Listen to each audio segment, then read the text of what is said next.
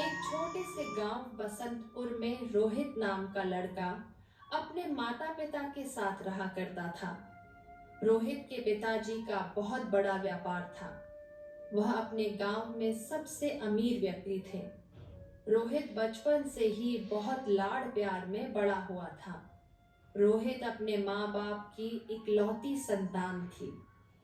रोहित को अपने पिताजी की दौलत का बड़ा ही घमंड था। ए बुड्ढे, दिखाई नहीं देता? अंधा हो गया है क्या? माफ करना रोहित बाबा, मैंने आपको देखा नहीं। ध्यान कहाँ था तेरा? तेरी उम्र का लिहाज कर रहा हूँ, वरना कोई और होता ना तो यही मारकर गिरा देता। तेरी हिम्मत कैसे हुई मुझे धक्का देने की? माफ कर दो बेटा, सच में मेरा ध्यान कहीं और था। मैंने आपको देखा ही नहीं। रोहित उन बूढ़े बाबा से बहुत बदतमीजी से बात करता है। यह सारी बातें रोशनी सुन लेती है और बोलती है, ये क्या बदतमीजी है? उनकी उम्र देखो और अपनी उम्र देखो। तुम्हें बड़ों से बात करने की तमीज नहीं है।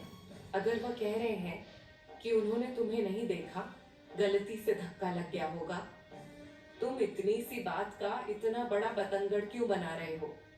और वैसे भी वह तो बूढ़े हैं, शायद उन्हें दिखाई नहीं दिया होगा। लेकिन तुम तो जवान हो ना, तुम नहीं देख सकते थे? तुम भी तो देखकर चल सकते थे। ए लड़की, तू है कौन? और तुझे किसी ने पूछा था क्या? बीच में बोलने की तुझे कोई जरूरत नहीं। चल निकल यहां से। बदतमीज कहीं के। सच में तुम्हें बात करने की कोई तमीज नहीं है? तुम्हारे माँ बाप ने क्या तुम्हें यही सिखाया है? तुम्हें एक लड़की की इज्जत करने नहीं आती? बूढ़ों को भी इज्जत नहीं देते? तू जानती भी है मैं कौन हूं? तू 2 टके की लड़की, और मुझे तमीज सिखाएगी? रुक, मैं तुझे अभी बताता हूं। रोशनी, तू इसके मुंह मत लग। तू चल यहाँ से। ऐसे कैसे? तू देख नहीं रही ये कैसे बातें कर रहा है? इसे तो सबक सिखाना पड़ेगा। तू क्या मुझे सबक सिखाएगी? मैं तुझे सबक सिखाता हूं। तू शायद जानती नहीं है मैं कौन हूं। रोशनी, मैंने कहा ना, तू चल यहाँ से। तू कुछ नहीं जानती। ऐसा बोलकर रोशनी की चचेरी बहन उसे जबरदस्ती वहां से लेकर जाती है। क्या है नेहा, तुम मुझे वहां से क्यों लेकर आ गई? तुमने देखा नहीं वह लड़का कितना बदतमीज है? उसे तो सबक सिखाना ही पड़ेगा। रोशनी, तुम अभी अभी इस गांव में आई है। तुम नहीं जानती कि वो कौन है। वो हमारे गांव में सबसे रईस आदमी का बेटा रोहित है। गांव में किसी की हिम्मत नहीं जो उसके सामने जबान चलाए। और तू उससे भीड़ रही थी। तुझे पता है इसका अंजाम क्या होता? सबसे रईस आदमी का बेटा हुआ तो क्या हुआ? तो क्या इससे बदतमीजी करने का अधिकार मिल गया? वह जो अपने मन में आए वह करेगा क्या? मैं यह नहीं चलने दूंगी। अगर मेरे सामने कुछ गलत हो रहा है तो मैं आवाज जरूर उठाऊंगी। नहीं रोशनी, तू कुछ नहीं करेगी। तू चल, घर चल। और हाँ, आइंदा इसके मुंह लगने की कोई जरूरत नहीं। तू पहली बार यहाँ आई है, इसलिए तुझे कुछ नहीं पता। देख रोशनी, अब तुझे यही इसी गांव में रहना है, लेकिन तू इससे कोई वास्ता नहीं रखेगी। चल अब घर चल, पिताजी राह देख रहे होंगे। फिर दोनों बहनें घर चली जाती हैं। इस लड़की की इतनी हिम्मत, उसने मुझसे बदतमीजी की। आखिर यह लड़की है कौन? पहले तो इसे अपने गांव में कभी नहीं देखा। अरे रोहित, ये हमारे गांव के हरिया की भतीजी है। इस गांव की नहीं है। ये कल ही इस गांव में आई है। इसके पिताजी का देहांत हो गया, इसलिए अब अपने चाचा के यहाँ रह रही हैं। इसलिए इसे तुम्हारे बारे में कुछ नहीं पता। अगर पता होता तो ऐसे बात नहीं करती। इतनी बदतमीज और घमंडी लड़की तो मैं आज तक नहीं देखी। इसका घमंड तो उतरना ही होगा। अरे छोड़ न रोहित, तुम्हारे सामने उसकी क्या औकात है। अरे वहां देख, पंकज आ रहा है। आओ पंकज, कैसे हो? तुम्हारी तो नई नई शादी हुई है। सब कैसा चल रहा है? शादी करके खुश तो हो ना? हाँ यार, खुश तो बहुत हूँ। मुझे मेरी पत्नी की पिटाई करने में बहुत मजा आता है। मैं रोज उसे मारता हूँ। क्या सच में तुम अपनी पत्नी को पीटते हो? तो और क्या करूँ, वह मुझे कोई ना कोई बहाना दे ही देती है। और तुम तो जानते हो मुझे गुस्सा बहुत तेज और जल्दी आ जाता है। गुस्से में मैं उसे बहुत मारता हूँ और वह चुपचाप एक कोने में पड़ी रोती रहती है। भाई ये तो गलत है। तुम्हें अपनी पत्नी पर हाथ नहीं उठाना चाहिए। कुछ गलत नहीं है शिवा। तुम नहीं जानते, इन औरतों को अपने पैरों की जूती समान ही रखना चाहिए। अगर सर पर बैठा कर रखें तो यह कल को हमें गुलाम समझने लगेगी। पैरों की जूती पैरों में ही अच्छी लगती है, सर पर नहीं। इन औरतों की हम मर्द के सामने औकात ही क्या। इन्हें ज्यादा ढील नहीं देनी चाहिए, नहीं तो ये सर पर बैठ जाएगी। ये सारी बातें सुनकर रोहित को पंकज से जलन होने लगती है। मन ही मन सोचता है, मैं भी ऐसी ही लड़की से शादी करूंगा जो रोज मेरे हाथ के 100 जूते खाए। ये पंकज अपने आप को बहुत बड़ा समझ रहा है। ये तो कुछ भी नहीं। मैं जिससे शादी करूंगा उसे रोज 100 जूते मारूंगा और फिर इन सबको बताऊंगा कि मैं क्या चीज हूं। आज तक किसी ने ऐसा नहीं किया होगा जो मैं करूंगा। कुछ दिन ऐसे ही बीत जाते हैं। एक दिन रोहित के पिताजी रोहित से कहते हैं, बेटा रोहित, हमने तुम्हारे लिए एक लड़की पसंद की है। कल उसे देखने जाना है। क्या अपने बिना मुझसे पूछे मेरे लिए लड़की पसंद कर ली? आप ऐसा कैसे कर सकते हो पिताजी? अरे बेटा, हम कल उसे देखने जा रहे हैं ना। अगर तुम्हें पसंद आए तो ठीक, वरना कोई और रिश्ता देख लेंगे। नाराज क्यों होते हो बेटा? वैसे भी अब तुम्हारी शादी की उम्र हो गई है। अब तुम्हें शादी कर लेनी चाहिए। पिताजी, शादी को लेकर मेरी एक शर्त है। अगर वह शर्त पूरी होती है तो ही मैं शादी करूंगा। शर्त? कैसी शर्त बेटा? पिताजी, मैं जिस लड़की से शादी करूंगा उसे मैं रोज 100 जूते मारूंगा। अगर ऐसी लड़की मिल जाए जो शादी के बाद रोज 100 जूते खाने के लिए तैयार हो तो ही मैं शादी करूंगा। ऐसी बात सुनकर रोहित के माता पिता चौंक जाते हैं। क्या ये कैसी अजीब शर्त है? तुम पागल हो गई हो क्या? भला ऐसी कौन सी लड़की होगी जो शादी के बाद अपने पति से 100 जूते खाना पसंद करेगी? अब शर्त जैसी भी हो पिताजी, लेकिन मुझे तो ऐसे ही लड़की से शादी करनी है जिसे मैं शादी के बाद रोज 100 जूते मार सकूं। अगर ऐसी लड़की मिले तो ही बात आगे बढ़ाना, नहीं तो मुझे शादी नहीं करनी। ऐसा कहकर रोहित वहां से चला जाता है। अरे बेटा, मेरी बात तो सुनो। रोहित के जाने के बाद उसके माता पिता आपस में बात करते हैं। इस लड़के को हो क्या गया है? कैसी अजीब अजीब बातें कर रहा है। पता नहीं कावेरी, और भला ऐसी लड़की हमें कहाँ मिलेगी जो शादी के बाद अपने पति के हाथ का मार खाए। पता नहीं रोहित ने ऐसी अजीब शर्त क्यों रखी है। अब ऐसी लड़की मैं कहाँ ढूंढूं? और रोहित जिद्दी भी तो बहुत है। जिस बात की जिद करता है, अगर वह बात उसे नहीं मिले तो शायद वह कभी शादी नहीं करेगा। जी, मैं क्या कहती हूँ, आप हमारे मुनीम जी से एक बार बात करके देखिए। अगर उनकी नजर में कोई ऐसा रिश्ता हो तो। कैसी बातें कर रही हो कावेरी? ऐसी शर्त तो मुझे बोलने में भी शर्म आएगी। लेकिन कर भी क्या सकते हैं? आप एक बार बात करके तो देखिए। ठीक है, मैं बात करता हूँ।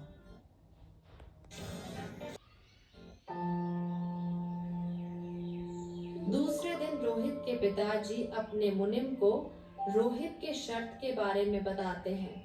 मुनीम भी यह शर्त जानकर चौंक जाता है। जी, ऐसा रिश्ता मिलना तो मुश्किल है, लेकिन फिर भी मैं कोशिश करूंगा। दूसरे दिन मुनीम रोशनी के चाचा के घर जाता है। रोशनी के चाचा मुनीम जी के बहुत अच्छे दोस्त होते हैं। अरे आओ प्रेमचंद, कैसे हो? आज मुंह क्यों लटका रखा है? कोई बात हुई है क्या? क्या बताऊं हरिया, मालिक के बेटे छोटे मालिक ने अपनी शादी के लिए एक अजीब सी शर्त रखी है। उनके लिए ही रिश्ता देख देख कर थक गया हूँ। शर्त तो ऐसी रखी है कि अभी अभी एक के घर से गाली खाकर आ रहा हूँ। कोई कुछ बोलता है तो कोई सीधा गाली देकर भगा देता है। जानोगे तो तुम भी चौंक जाओगे। अच्छा, छोटे मालिक ने ऐसी कौन सी शर्त रखी है? फिर मुनीम रोशनी के चाचा को उसकी शर्त बताता है। यह सारी बातें रोशनी और नेहा सुन लेती हैं। फिर नेहा रोशनी से बोलती है।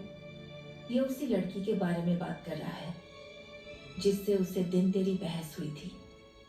देखा, कितना अजीब लड़का है। शादी के लिए कैसी शर्त रखी है? अच्छा, तो ये वही लड़का है। इसे अपने लड़के होने का बड़ा ही घमंड है। ये लड़की को समझता क्या है? इसे तो मैं सीधा करूंगी। रोशनी अपने चाचा के सामने जाकर बोलती है।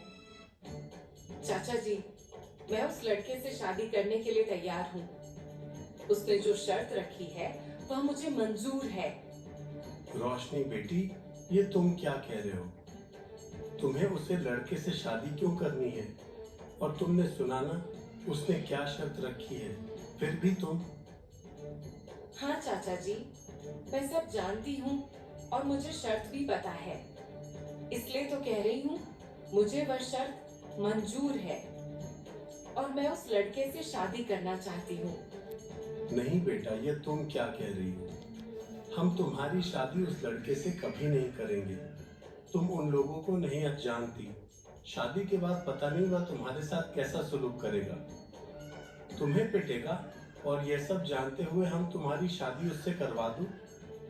बिल्कुल भी नहीं। मैंने तुम्हारे पिता से वादा किया था कि मैं तुम्हारी शादी बहुत अच्छे घर में अच्छा सा लड़का देखकर करूंगा। यह लड़का तुम्हारे काबिल नहीं है बेटा। नहीं चाचा जी, मैं इसी लड़के से शादी करना चाहती हूँ। अगर आपने मन किया तो मैं कभी किसी से शादी नहीं करूंगी। चाचा रोशनी की यह सारी बातें सुनकर सोच में पड़ जाते हैं। चाचा और रोशनी की बहन उसे समझाने की बहुत कोशिश करते हैं, लेकिन रोशनी किसी की एक नहीं मानती। मजबूरन चाचा को रोशनी की बात माननी पड़ती है। और दूसरे दिन रोहित और उसके माता पिता रोशनी को देखने के लिए उसके घर आते हैं। रोशनी को अपने सामने देख रोहित चौंक जाता है और मन ही मन सोचता है, ये लड़की तो उस दिन, अच्छा तो इसने मेरी शर्त मानी है। ये हुई ना बात। ये तो बहुत बढ़िया हो गया। उस दिन का बदला लेने का इससे अच्छा मौका मुझे कभी नहीं मिलेगा। इसने खुद चलकर अपने पैर पर कुल्हाड़ी मारी है। उस दिन तो इसकी बहुत जबान चल रही थी ना इसकी। सारी हेकड़ी ना निकाली तो मेरा भी नाम रोहित नहीं। अच्छा हुआ मेरी शादी इससे हो रही है। शादी के बाद इसे मार मार कर उसकी नानी ने याद दिला दी तो मेरा भी नाम रोहित नहीं। यह भी सोचेगी कि किससे पाला पड़ा है। फिर इस अजीब शर्त के साथ दोनों की शादी तय की जाती है। कुछ ही दिनों बाद शादी का दिन आता है। बेटी, मुझे तुम्हारी बहुत चिंता हो रही है। चाचा जी, आप मेरी चिंता बिल्कुल मत कीजिए। मैंने अगर ये शर्त मानी है तो कुछ सोच समझ कर ही मानी होगी ना। आप बिल्कुल फिक्र मत कीजिए, मुझे कुछ नहीं होगा। मैंने ये सब कुछ उसे लड़के को सबक सिखाने के लिए किया है। आप भी सोचिए चाचा जी, अगर मैं इस रिश्ते के लिए हाँ ना करती तो शायद कोई ना कोई लड़की तो मजबूरी में हाँ कर ही देती। उस लड़के को अपने पिताजी के पैसों का, धन दौलत का बहुत घमंड है और उस लड़के को सबक सिखाना बहुत जरूरी है। आप चिंता मत कीजिए चाचा जी, मैं उसे सुधार दूंगी। मुझे कुछ नहीं होगा, आप निश्चिंत रहिए। फिर दोनों की शादी हो जाती है। शादी के बाद रोहित बहुत खुश हो जाता है और रोशनी से कहता है, अब आना उठ पहाड़ के नीचे।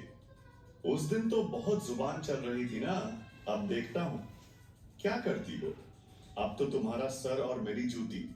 आज से मैं तुम्हें रोज 100 जूते मारूंगा। अपना सर आगे करो, मुझे तुम्हें 100 जूते मारने हैं। हाँ, क्यों नहीं, तुम मुझे 100 जूते मार सकते हो, लेकिन तुम्हें मुझे मारने का हक किसने दिया? देखो, मेरी बात सुनो, मैं तुम्हारे घर पर रह रही हूँ। जहां मैं बैठी हूँ, ये सोफा, ये पलंग, ये सब तुम्हारे कमाई का नहीं है।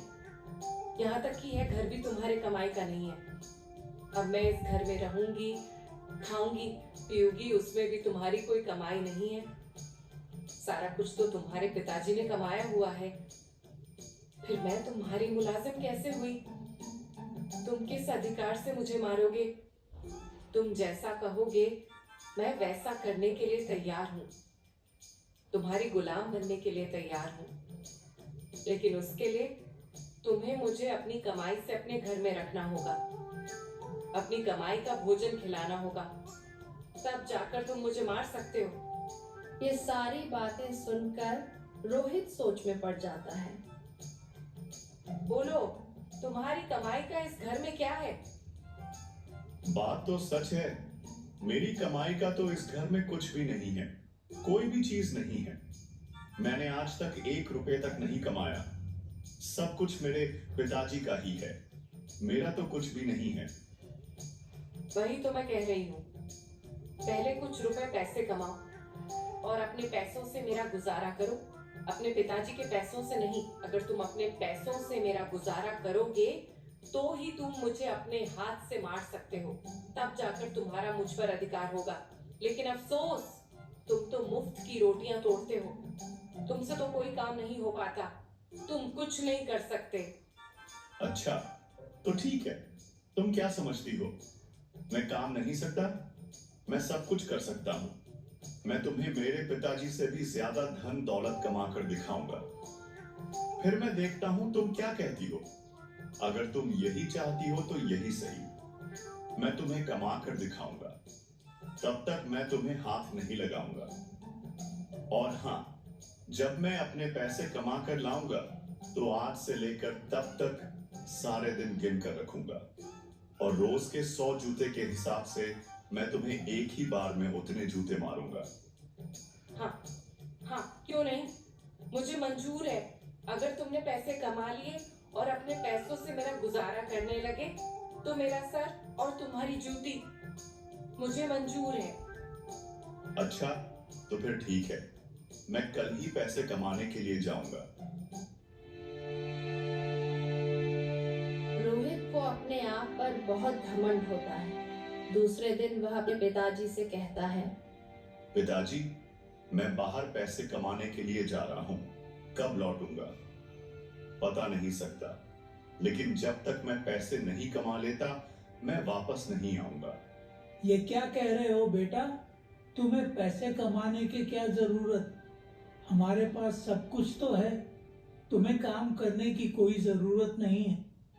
नहीं पिताजी, यह सब आपने कमाया है, मैंने नहीं।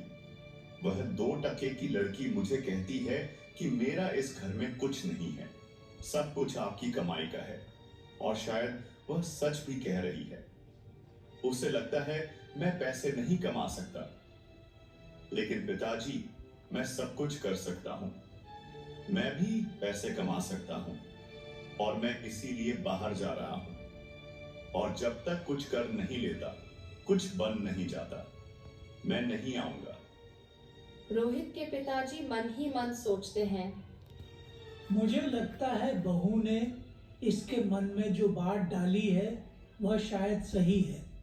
मैंने आज तक इसे कई बार समझाने की कोशिश की कि मेरे कारोबार में मेरा हाथ बटाएं, लेकिन इसने मेरी कभी बात नहीं मानी।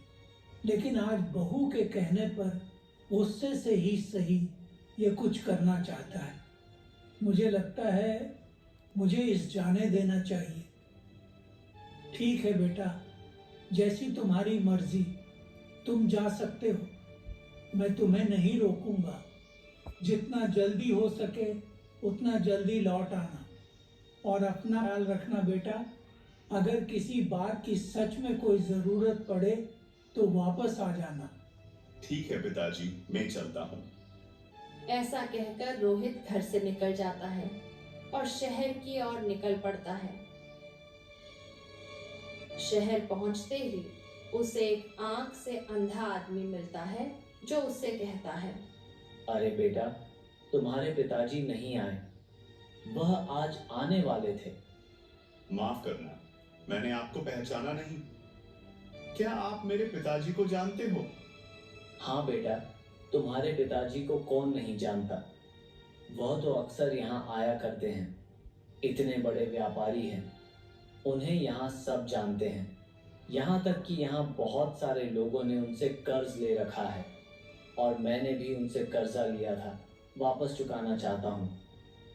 अच्छा, ये बात है, तो लाइए मुझे दे दीजिए, मैं पिताजी को दे दूंगा।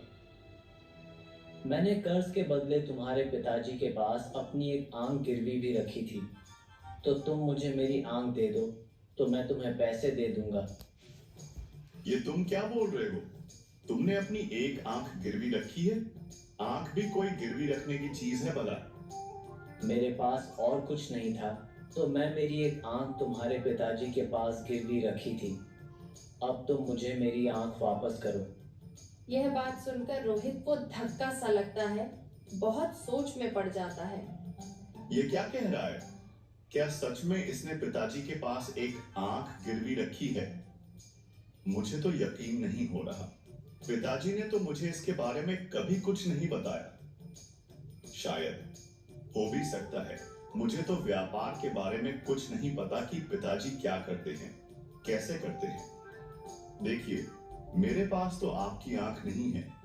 मेरे पिताजी ने मुझे इस बारे में कुछ नहीं बताया। ऐसा कैसे हो सकता है? मुझे मेरी आंख वापस चाहिए, वह भी अभी।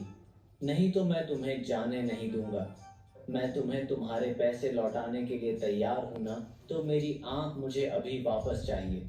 तुम्हारे पिताजी ने वादा किया था कि वह आ जाएंगे और मेरी आंख मुझे वापस कर देंगे। रोहित सोचता है, हे भगवान, ये क्या मुसीबत है? यह तो मुझे जाने ही नहीं दे रहा। तुम्हें एक काम करो, तुम अभी के लिए और 500 रुपये रख लो, और जब पिताजी आएंगे तुम्हें तुम्हारी आंख देंगे। अब तो ठीक है ना? अच्छा ठीक है, तो तुम जा सकते हो। फिर रोहित आगे बढ़ जाता है और सोचता है, चलो जान छुट्टी। पता नहीं कैसा अजीब शहर है। अगर मैं इसे 500 नहीं देता तो यह तो मुझे मेरी आंख मांग लेता। पिताजी भी पता नहीं क्या क्या गिरवी रख लेते हैं। वह तो अच्छा हुआ मैंने घर से थोड़े बहुत पैसे ले लिए थे, वरना मेरा क्या होता। वह आदमी तो मुझे छोड़ता ही नहीं। एक तो यहाँ मेरा कोई जान पहचान वाला भी नहीं है। मुझे यहाँ बहुत संभल कर रहना पड़ेगा। फिर रोहित आगे की ओर बढ़ता है। फिर उसे एक लंगड़ा आदमी मिलता है और उसे देखकर बोलता है, अरे तुम्हारे पिताजी ने तुम्हें भेजा है। अच्छा, लाओ भाई, मेरी एक टांग दे दो। मैंने तुम्हारे पिताजी से 1000 रुपए का कर्जा लिया था, बदले में एक टांग दी थी। वह टांग मुझे वापस करो। जाओ। यह सुनकर रोहित थोड़ा डर जाता है और डरते डरते बोलता है, अरे भाई, तुम क्या कह रहे हो? मेरे पिताजी ने तुम्हें भी कर्ज दे रखा है, और वह भी एक टांग के बदले। हाँ भाई, यह सच है। मैं तुम्हारे पिताजी का ही इंतजार कर रहा था और तुम आ गए। तुम्हारे पिताजी साथ नहीं आए क्या? नहीं, पिताजी तो साथ नहीं आए, और उन्होंने मुझे इसके बारे में कुछ बताया भी नहीं। उन्होंने आज आने का वादा किया था। कितने दिन से मैं एक पैर के सहारे ही गुजारा कर रहा हूँ। मेरी मजबूरी थी, उसी मजबूरी के कारण मैंने अपनी एक टांग तुम्हारे पिताजी के पास गिरवी रखी और उनसे पैसे लिए थे। अब मैं और एक पैर के सहारे नहीं रह सकता। मुझे मेरे टांग आज ही चाहिए। तुम कुछ भी करो, मुझे एक टांग दो। सुनो, मेरे पास अभी तुम्हारी टांग नहीं है। तुम एक काम करो, तुम ये लो और 1000 रुपए ले लो। जब पिताजी आएंगे तब तुम्हारे टांग तुम्हें वाप कर देंगे। मुझे जाने दो।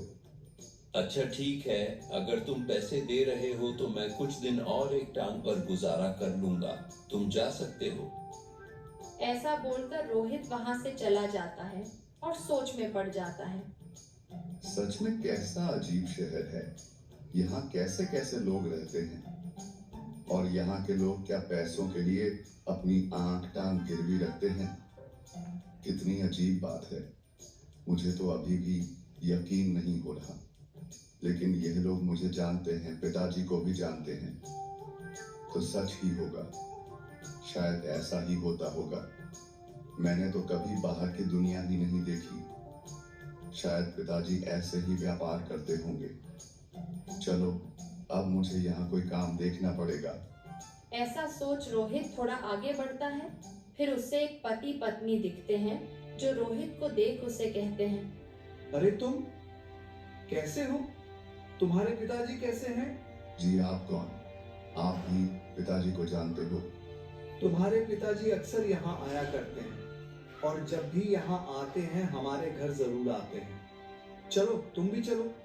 कहीं आपने भी तो पिताजी से कोई कर्ज नहीं ले रखा? अरे नहीं नहीं, हमने तुम्हारे पिताजी से कोई कर्ज नहीं लिया है। उनसे हमारी अच्छी जान पहचान है। वह मेरे बहुत अच्छे मित्र हैं। अच्छा, तो ये बात है। चलो अंदर चलो। बहुत दूर से आए हो ना, थक गए होंगे। मेरी पत्नी ने अभी अभी खाना बनाया है।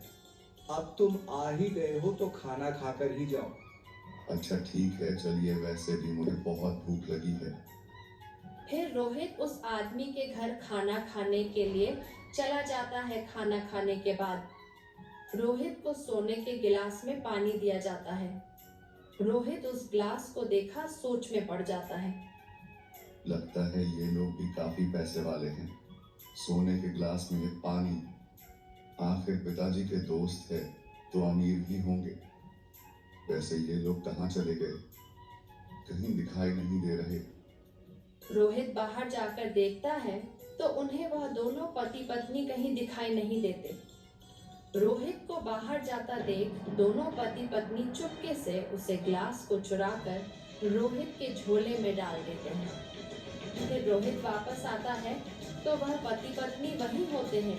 अरे आप यहाँ कैसे? मैं आपको बाहर ढूंढ रहा था। हम तो यही थे, तुम बाहर क्यों ढूंढ रहे थे? वैसे तुमने खाना खा लिया ना? और ये क्या, हमारा सोने का ग्लास कहाँ गया? कहीं दिखाई नहीं दे रहा। यही तो था, पता नहीं कहाँ चला गया। सच सच बता, वह ग्लास कहाँ है? कहीं तुमने तो नहीं चुराया? अरे नहीं नहीं, आप कैसी बातें कर रहे हैं? मैंने नहीं चुराया। अच्छा, झूठ बोलते हो। ग्लास तुमने ही चुराया है, और ग्लास चुराकर तुम यहाँ भाग रहे थे। वह तो अच्छा हुआ हमने तुम्हें देख लिया। चुपचाप हमारा ग्लास वापस करो, नहीं तो हम दरोगा जी को बुलाएंगे। तुम जानते नहीं, यहाँ का दरोगा बहुत सख्त है। तुम्हें 6 महीने की जेल होगी, और तो और तुम्हें जुर्माना भी देना होगा। अरे ये आप क्या बोलते जा रहे हो? मैंने कुछ नहीं किया। मैंने कोई चोरी नहीं की। मेरा यकीन कीजिए। अच्छा, तुम ऐसे नहीं मानोगे? दिखाओ तुम्हारा सामान। हाँ बिल्कुल, देख लो। जब रोहित का सामान निकाल कर देखा जाता है तो उसमें वो ग्लास गल जाता है। ये देख रोहित को धक्का लगता है। मैं नहीं जानता यहाँ ये ग्लास कैसे आया। सच में मैंने ये ग्लास नहीं चुराया। झूठे कही के। हम अभी दरोगा को बुलाते हैं। ये सुन रोहित बहुत डर जाता है। नहीं नहीं, आप ऐसा मत कीजिए। मैं आपको पैसे देने के लिए तैयार हूँ, आप इसके बदले पैसे रख लीजिए। रोहित को मजबूरन उस ग्लास के बदले उन दोनों को पैसे देने पड़ते हैं और रोहित वहां से निकल जाता है। रोहित के जाते ही दोनों पति पत्नी बहुत खुश हो जाते हैं और आपस में बात करते हैं। कितना बेवकूफ था ना, इसे सोने और पीतल में फर्क ही समझ नहीं आता। अच्छा बेवकूफ बनाया, अच्छी खासी रकम निकाली हमने उससे, आज तो मजा आ गया। थोड़ी दूर चलने के बाद रोहित नदी किनारे जाकर बैठ जाता है और सोचता है, हे भगवान, अब मैं क्या करूं? मैं तो पूरा लुट चुका हूं। मेरे पास तो अब 1 रुपये भी नहीं बचा है। ये कैसा शहर है, सब मिलकर मुझे लूट